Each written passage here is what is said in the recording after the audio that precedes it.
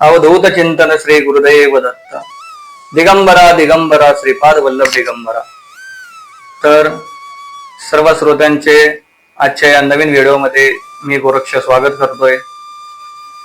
तर मित्रांनो, नाथपंथामध्ये असं समजलं जातं की स्त्रियांनी नाथांची भक्ती करू नये, पण या परंपरेला आज सुषमाताईंनी खंड दिलेला आहे. बालपणापासूनच सुषमाताई म्हणजेच माई यांना नाथपंथाची शिकवण कुटुंबातून मिळाली. तर आजच्या या व्हिडिओमध्ये नाथपंथाचे अनुभव आपण सुषमाताईंकडून अनुभवूया. तर नमस्कार माई, आपलं आजच्या व्हिडिओमध्ये हार्दिक स्वागत. ओम नमो आदेश. धन्यवाद. तर माई, आपले लहानपण आणि कौटुंबिक पार्श्वभूमी याबद्दल थोडक्यात आपल्या श्रोत्यांना सांगा. माझं बालपण एकत्रित कुटुंबात गेलेलं आहे आणि माझ्या बालपणात म्हणजे कुटुंबात माझं पहिल्यापासून धार्मिक वातावरण होतं. म्हणजे माझ्या जी पिढी आहे, माझी पूर्वीची पिढी, ती सगळी नाथ संप्रदायात आमची पहिल्यापासून लीन आहोत, नाथ संप्रदाय. त्याच्यामुळं आणि माझं प्रॉपर नांदूर, विठ्ठलाचं नांदूर. जिल्हा कोणता आहे? आष्टी. आष्टी, हो, बीड जिल्हा. त्या गावचे आहे. पण बालपणापासून वडील कामाला असल्यापासून आम्ही नगर जिल्ह्यात स्थायिक झालेलो आहोत. बरोबर. आणि तसं इथंच नगर जिल्ह्यातच राहतो. आणि धार्मिक वातावरण असल्यामुळे नाथांची आवड बालपणापासून म्हणजे बरोबर.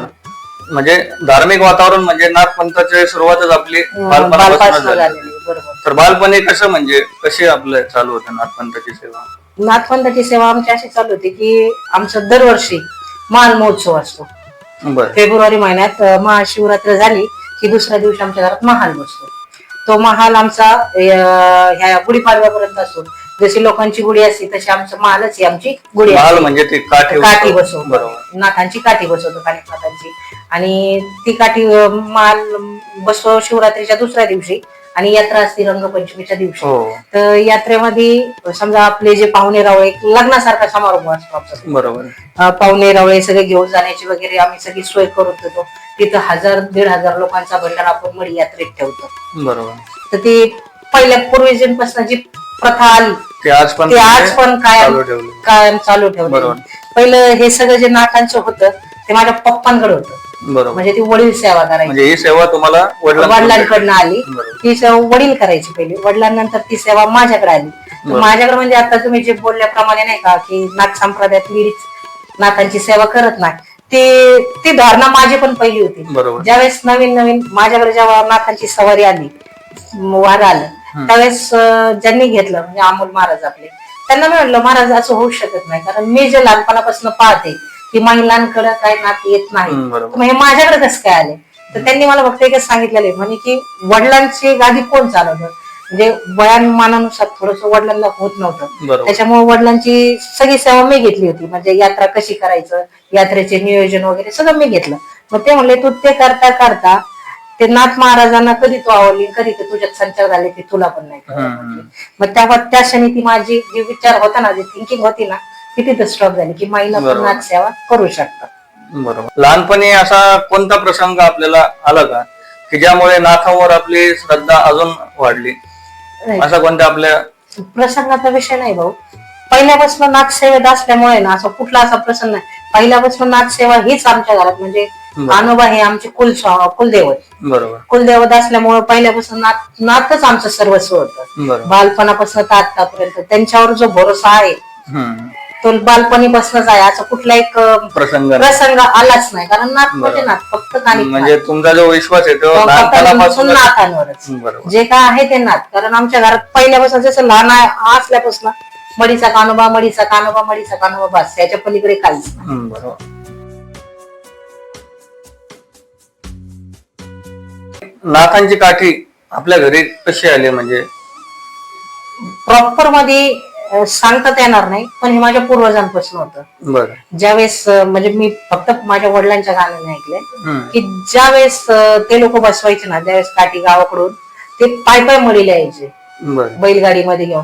म्हणजे हे माझ्या पंजोबा बसणं चालू आलेलं आहे. आता सध्या कसं आहे, त्या काठीचं महत्व, म्हणजे त्या काठीचं महत्व कारण ती आमची निशाणी म्हणतो ना आपण, कुलदेवताची आमच्याकडे काहीतरी ती आठवण किंवा निशाणी, त्या टाईप मध्ये ती सध्या आहे. पण ते पूर्वजांपासून आहे, त्याची डिटेल माहिती मला सांगता येणार.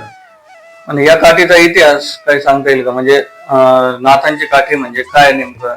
म्हणजे सामान्य लोकांना थोडक्यात माहिती नाही याबद्दल. नाथांची काठी म्हणजे कसं झालंय की पूर्वीपासून एक मानाची काठी म्हणतात ना, हा, मानाची एक देवाचं निशाण असतं, बरं.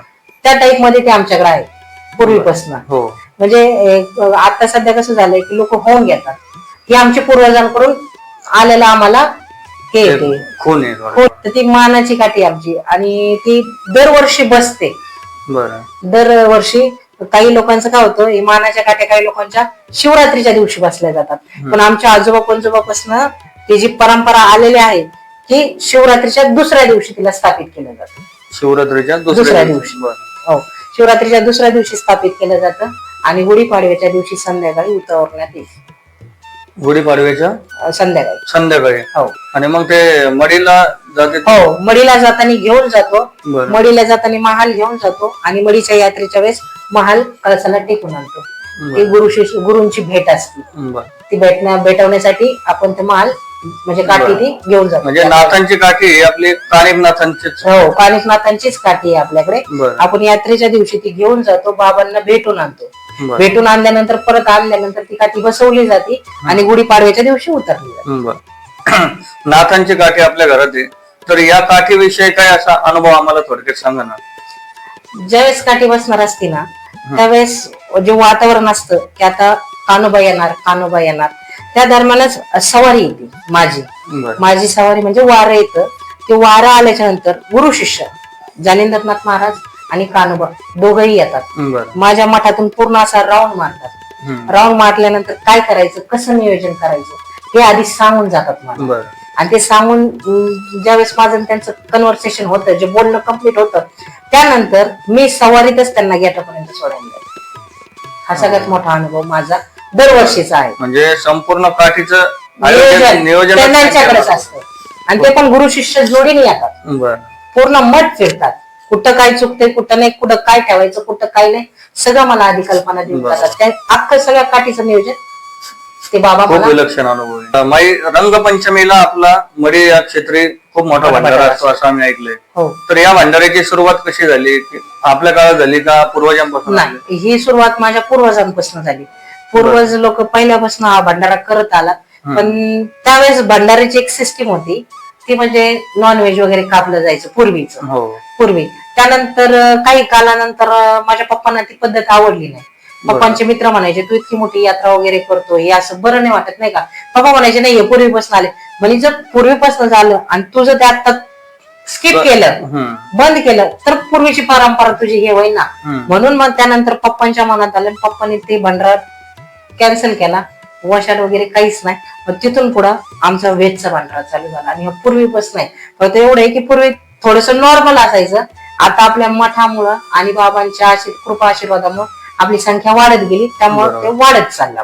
म्हणजे जवळपास मी बघितलं होतं, आम्ही रंगपंचमीला गेलो होतो, जवळपास आपले 2 का 3 लक्झरी होते. 2-3 लक्झरी असतात, टेम्पो असतात. आदल्या दिवशी आपली एक गाडी पुढे जाते. सगळं भंडाऱ्याचं सामान, मुलं, जागा वगैरे स्वच्छ करायला, तिथं जागा धरायला, मंडप वगैरे टाकायला. कारण आता मोठं होत चाललंय ना, स्वरूप वाढत चाललंय.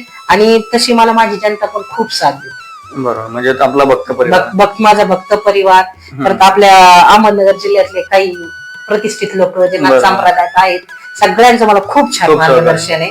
काही अडचण आली तर ते म्हणतात की आम्हाला सांगत चाला. त्यांचा पण खूप चांगला प्रतिसाद आहे माझ्या. नाथ संप्रदायात एकमेकांना सांभाळून, एकमेकांना धरून. आणि त्यात कसं झालंय की नाथ संप्रदायात मी एकटी लेडीज पडते, त्याच्यामुळे तुमच्यासारख्या सगळ्या लोकांचा खूप चांगला सपोर्ट आहे.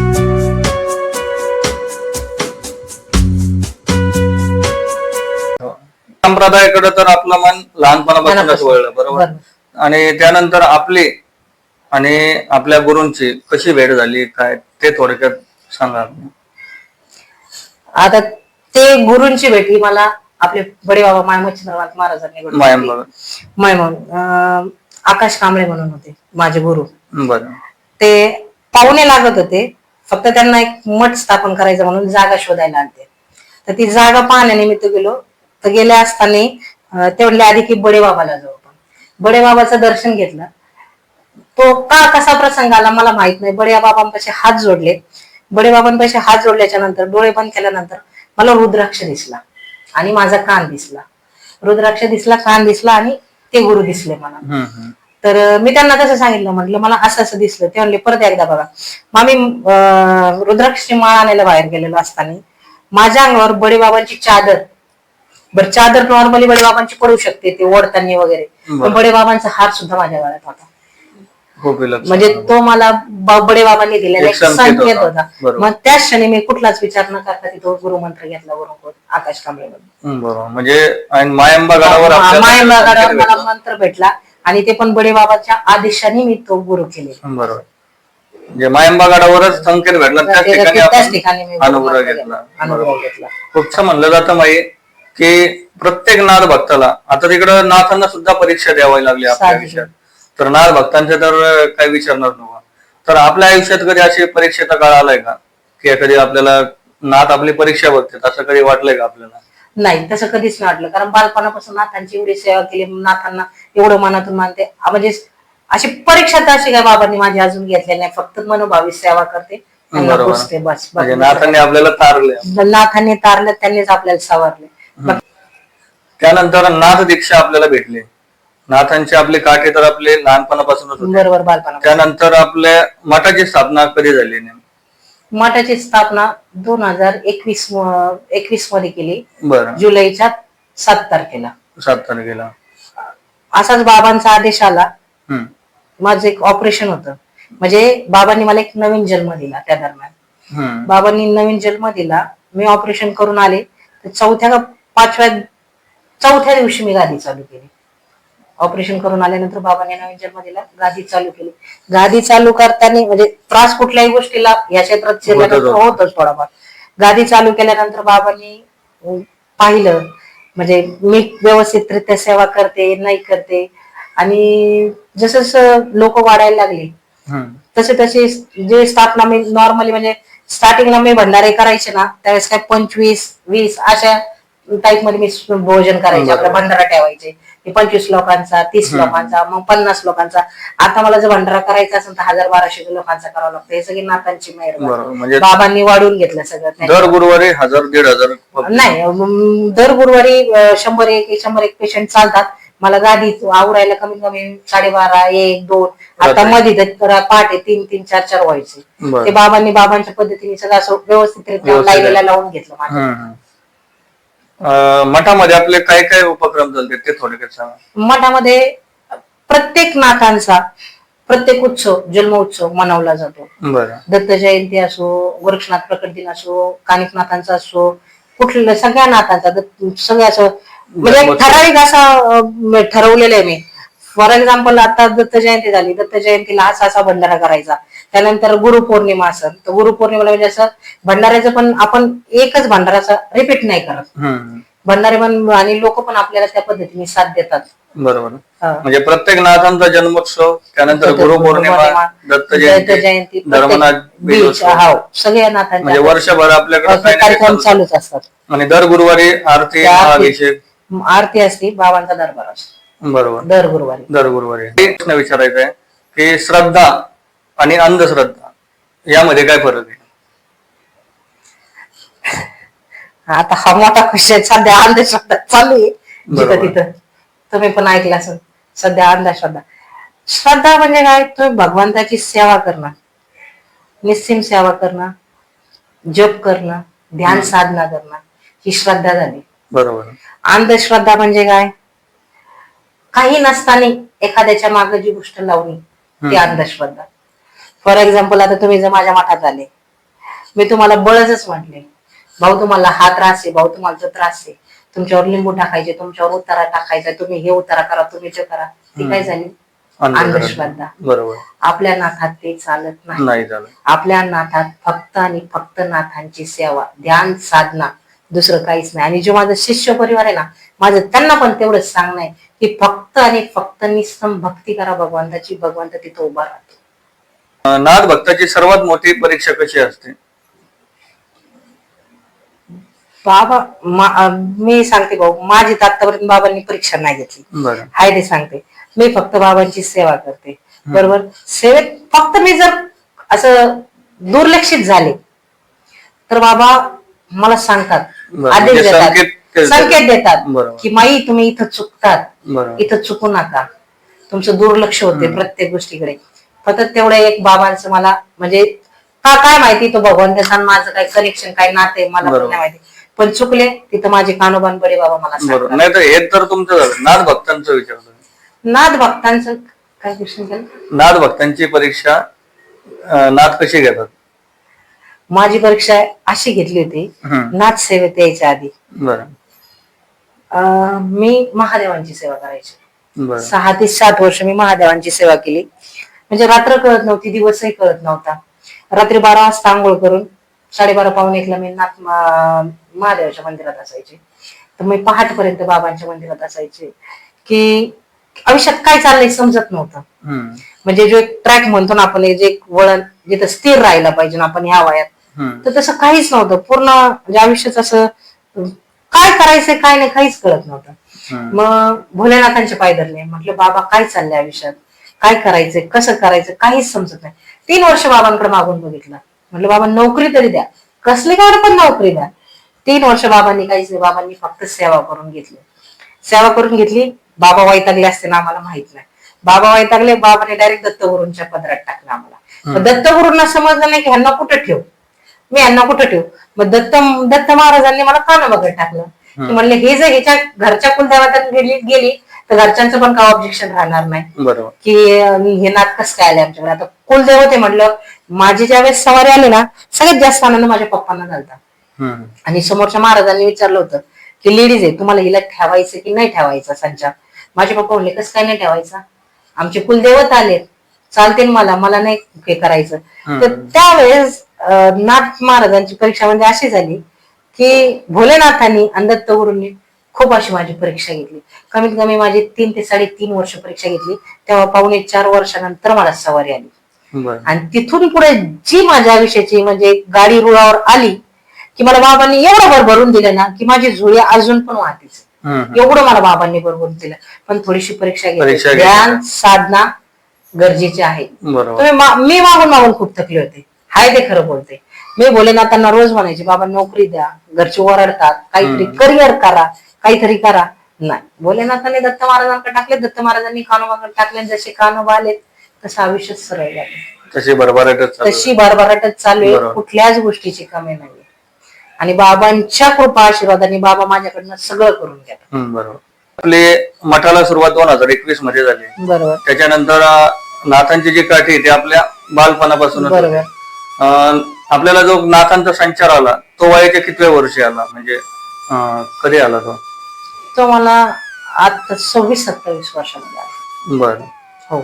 आणि माझ्या कानोबाचा अनुभव इतका वेगळा आहे, म्हणजे आता 3 ते 4 वर्षाची गोष्ट आहे भाऊ. माझ्या भावाचा मुलगा सायकलीवरून पडला होता. सायकलीवरून पडला होता तर सायकलचं हँडल पोटात शिरलं होतं, पण आतमधून डॅमेज झालं, वरून डॅमेज झालं नाही. आपल्या नगर जिल्ह्यात ऑल सगळे डॉक्टर म्हणले इथं इलाज होणार नाही, पोरग फक्त आणि फक्त काही तासाच तुमच्याकडे अवेलेबल आहे, नाही तर पोरग तुमच्या हातातून जाऊ शकतो.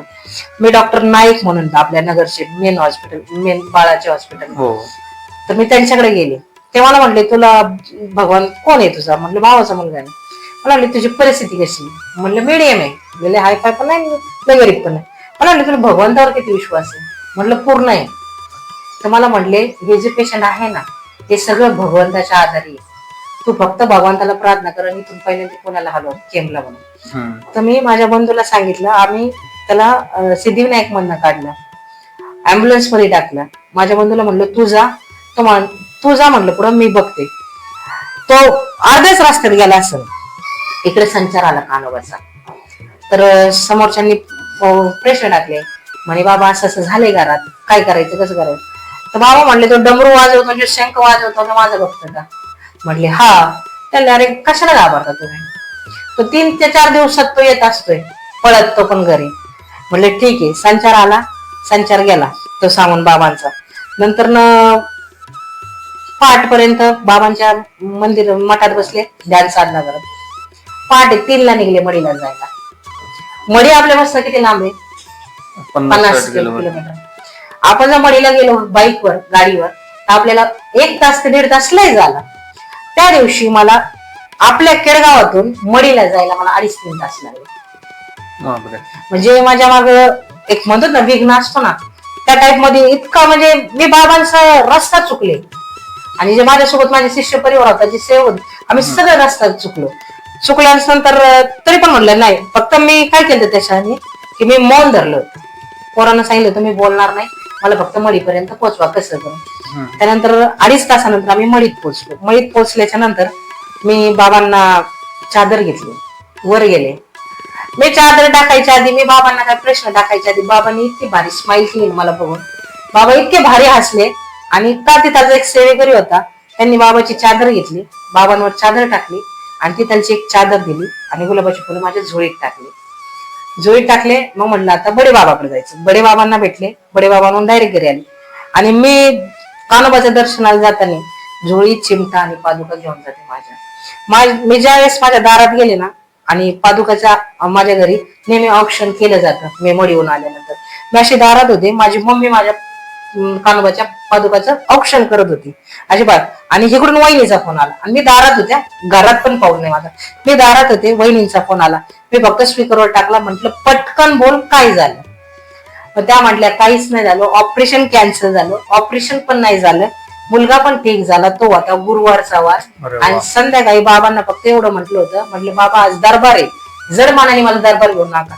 संध्याकाळी त्याला आयसीयूतून जनरल मध्ये शिफ्ट केलं. हा माझ्या आयुष्यातला कान्होबाचा सगळ्यात मोठा अनुभव आहे. माझा कान्होबाचा पाठीशी उभा राहिला होता. अनुभव ऐकताना आमच्याच अंगावर काटा आलाय. नाही, खूप खूप भारी अनुभव. म्हणजे नगरच्या डॉक्टरांनी त्याची गॅरंटी दिली नव्हती, विदाऊट ऑपरेशनचा तो जगू शकत नाही. ऑपरेशन जरी झालं तरी तो माझ्या मते 10 वर्षाचा होता. ऑपरेशन जरी झालं तरी त्याला लाईफ टाइम तो त्रास असू शकतो असं डॉक्टरांचं म्हणणं होतं. पण माझ्या कान्होबाने ऑपरेशनची पण गरज नाही लागली आणि ना कुठल्या दवाखान्याची गरज लागली. तो त्यांनी 2 दिवसात त्याला नॉर्मल केलं आणि 3ऱ्या दिवशी सोडलं. फक्त एवढे की 1.5 महिना रेस्ट करावं लागली पूर्ण.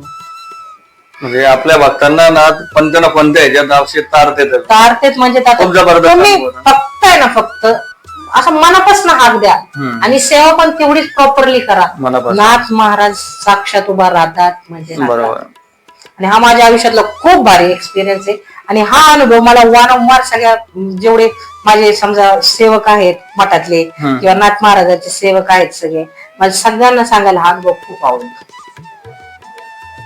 पण हा नवीन जन्म त्याचा झाला आहे कान्होबामुळेच झाला माझ्या. मी खूप खूप ऋणी आहे कान्होबाची की त्यांनी त्यांची सेवा करण्यासाठी मला निवडलं. समजा आजचं जे जनरेशन आहे, जे तरुण पिढी आहे, आज खूप वाह्यात चाललेली आहे. बरोबर. म्हणजे कमी वयात ते जुगार, दारू या गोष्टीकडे, व्यसनाकडे जास्त जातात. तर या तरुणांना नाद भक्तीकडे वळवण्यासाठी आपण काय संदेश देता? हे तरुण पिढीचं आता कसं झालंय, व्यसनाच्या जास्त नादी लागलेत. पण तरी पण आत्ताच म्हणजे जो आता जो तुम्ही ह्यांचा सारांश काढला ना, तर आता सध्या नाथ संप्रदायाकडे तरुण पिढी सगळ्यात जास्त खूप वळती. म्हणजे एकदा जरी असं आलं ना, म्हणजे आमोशा आले ना, कुठलाही तरुण असू द्या, चाललो मी कुठं मच्छिंद्रनाथांना, चाललो मी कुठं गडावर चाललो, म्हणजे व्यसनमुक्त व्हायला थोडासा टाइम लागत. पण समजा जर आता तुम्ही तुमच्यासोबत 4 तुमचे जोडीदार आहेत, त्यातले 2-3 व्यसनमुक्त व्यसन असेल त्यांना, तुम्ही जर म्हणले चल आपण गडावर जाऊ मच्छिंद्रनाथाचं बोट, तुम्ही जर त्याला एकदा बोट धरून गेले ना, दुसऱ्यांना तुमच्या बोटाची त्याला गरज लागत नाही. तर स्वतःहून तुम्हाला फोन करतो, भाऊ तुला यायचंय का, मी गडावर चाललो. हे बाबांचं तरुण पिढीविषयी असणारं प्रेम आणि अट्रॅक्शन जास्त दिसत. कारण सध्या आता जरी नाही म्हटलं आहे व्यसन आहे, मी असं म्हणत नाही व्यसन नाही, पण 99% सगळे हे बाबाकडे वळलेले आहेत. सगळे नाथ संप्रदायात आहेत सध्या. तरुण सगळ्यात जास्त तरुण पिढी आहे सध्या नाथ संप्रदाय. आणि जे समजा थोडेफार आहेत ना, जसे व्यसन निधी झालेले, व्यसनाकडे वळाले, त्यांना आपल्यासारख्या लोकांची गरज आहे. आपण त्यांना जर बोट धरून फक्त नाथ महाराजांपर्यंत नेलं ना, तर बाकीचं ते आपोआप करून घ्या. आपल्याला तरुणांनी फक्त त्या गडावर रेग्युलर आणि जातात, खूप जातात, सध्या खूप जातात. तुम्ही नॉर्मली कुठल्याही मुलाला विचारा, तुम्हाला असं वाटतं 1000 रुपये तो रोज पिऊन पडलेला असतो, एखादी आमोशा येऊ द्या किंवा हे असू द्या, पाडवा असू द्या, तर ते तुम्हाला विचारणार भाऊ तुला यायचंय का, मी गाड्यावर चाललो. हे सगळं बाबांचं प्रेम आहे. बरोबर. माई नाद भक्तीमध्ये सर्वात महत्वाची गोष्ट अशी कोणती आहे ते आपल्याला अनुभवायला भेटले? नाथांच्या भक्तीमध्ये मी फक्त एकच अनुभव घेतला वृक्षभाऊ. हम्म. तुम्ही नाथ सेवा करा, प्रामाणिकपणे करा, कुठलाही स्वार्थ न धरता ठेवा. फक्त बाबांना तुमची भक्ती पाहिजे, भगवंत कशाला भुकेला नाही. मी फक्त तोच मार्ग आतापर्यंत अवलंबून चालले. बरोबर. हे फक्त नाथ सेवा निस्सीम माझी भक्ती. निस्सीम भक्ती माझी. बाकी मी दुसरं काहीच करत नाही. बाबांचं नामस्मरण, बाबांचा जप, आणि मी सांगणाऱ्याला पद्धत सांगते, काहीच करू नका, फक्त एक हात दुसरं मस्तक, बाबाला बरोबर. दुसरं काहीच लागत. माई एक विचारायचंय, समजा एखादा नाद भक्त आहे तर त्याला आर्थिक उन्नतीसाठी किंवा आध्यात्मिक उन्नतीसाठी एखादा मार्ग थोडक्यात सांगा.